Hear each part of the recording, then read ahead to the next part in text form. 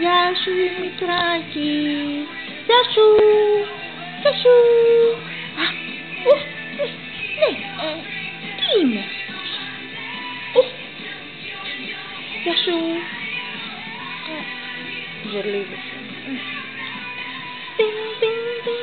Έλα, χορεύουμε τώρα. Χορεύουμε.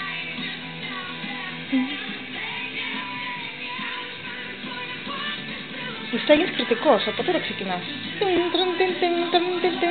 Οπα.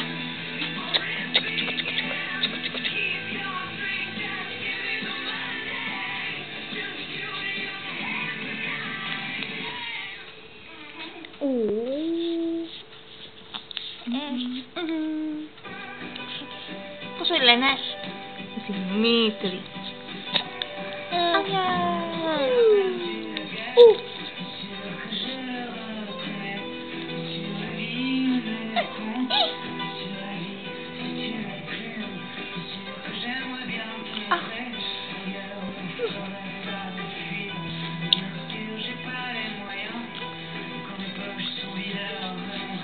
Με κοιτάς τώρα εσύ, τι κάνει αυτή τρελή.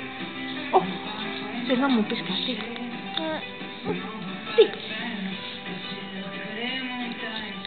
Είμαι ένας μικρός μάγειρας. Οκ.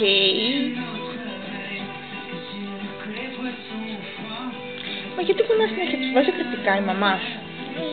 Ναι, συμφωνίζει. Συμφωνίζει.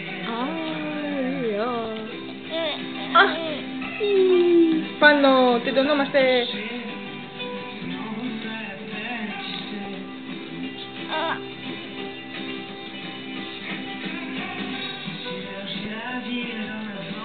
Όπα, κάνεις και μακαρένα.